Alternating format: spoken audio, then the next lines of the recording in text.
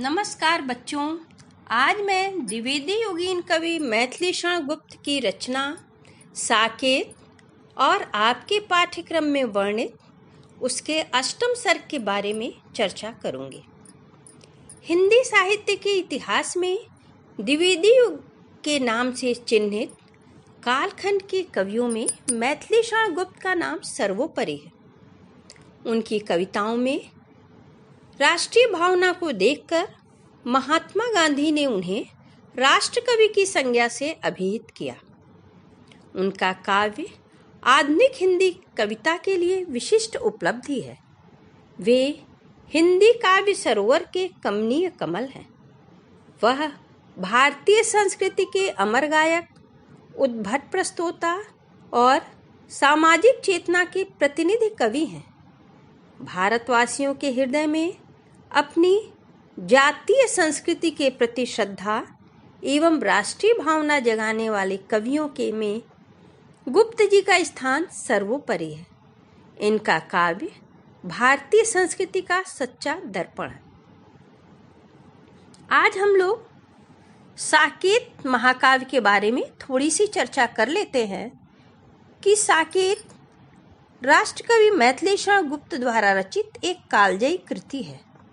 यह गुप्त जी द्वारा सन 1931 में रचित रामकथा पर आधारित महाकाव्य है।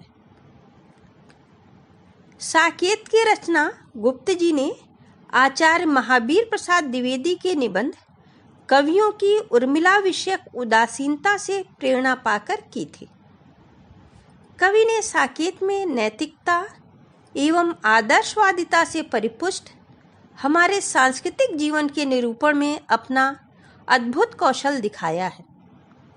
साकेत मर्यादित श्रृंगार भावना, नैतिकता, आदर्शवादिता, प्रकृति की मनोरम सुषमा, सांस्कृतिक जीवन की गरिमा, प्रौढ़ कलात्मकता आदि के कारण आधुनिक युग का प्रसिद्ध महाकाव्य है। इस महाकाव्य पर हिंदी साहित्य सम्मेलन में मंगला प्रसाद पारितोषिक प्रदान किया गया है।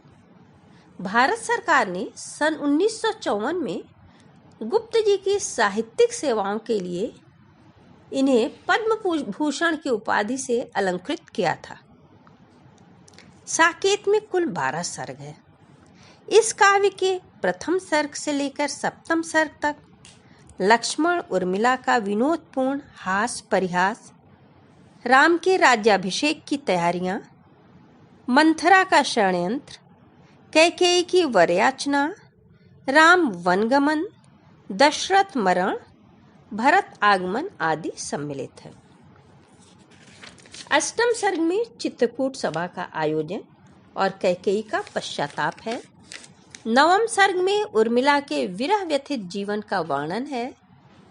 दशम सर्ग में कवि ने राजमहल में स्थित उर्मिला के मुख से सूर्यवंश के राजाओं की यशोगाथा, जानकी, मांडवी और श्रुतकीर्ति के जन्म तथा बचपन की क्रीड़ाएं आदि का वर्णन करा दिया है। एकादश सर्ग में शत्रुघ्न के मुख से शूर्पणखा, खरदूषण आदि से संबंधित सभी घटनाओं का वर्णन है।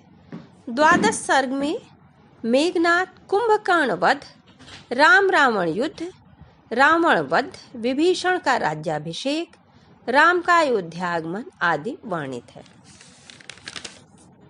बच्चों, हमारे पाठ्यक्रम में अष्टम सर्ग केवल है। अष्टम सर्ग को एक तरीके से गुप्त जी की मौलिक उद्भावना भी कह सकते हैं। उन्होंने पूरा प्रयास किया है कि कैकेयी की आत्मग्लानि एवं पश्चाताप से पाठक परिचित हो सके। कैकेयी ने पुत्र मोह में जो कुछ किया उसका दंड वह भोग रही हैं।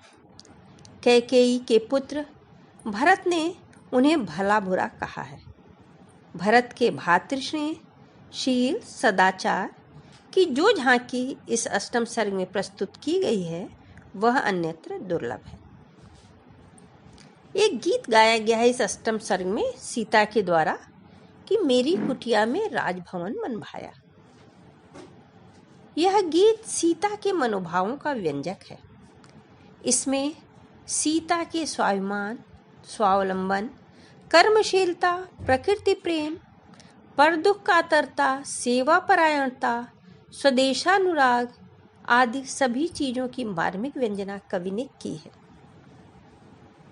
यह गीत कवि के स्वदेशानुराग एवं राष्ट्रीय मनोभावों का भी व्यंजक है, क्योंकि इसमें कवि ने औरों के हाथों यहाँ नहीं पलती हूँ, अपने पैरों खड़ी आप चलती हूँ जैसे वाक्य सीता के मुख से कहलवाकर नारी की तत्कालीन स्वावलंबिनी वृत्ति का सजीव चित्रण किया है।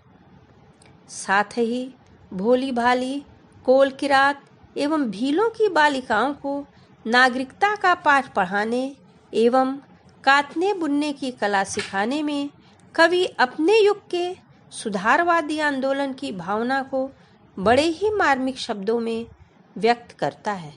सारे गीत में अनुभूतिजन्य आवेग की प्रधानता है, साथ ही संवेदनशीलता भी है। यह गीत इच्छा, आकांक्षा, सुख, दुख, देशभक्ति, करुणा, वेदना आदि से ओतप्रोत है। इस सर्ग में गांधीवादी विचारों का भी समावेश मिलता है। इस प्रकार हम कह सकते हैं कि पूरे अष्टम सर्ग में कवि ने प्रकृति चित्रण, भातृप्रेम, शील, सदाचार, कैकेयी पश्चाताप, भरत की महानता, राम और सीता का शील संकोच आदि सभी कुछ बड़ी ही कुशलता से व्यक्त किया है। पूरे सर्ग की भाषा बहुत ही सहज एवं बोधगम्य है। यदि आप अष्टम सर्ग को पढ़िएगा तो सारा अर्थ अपने आप सहजता से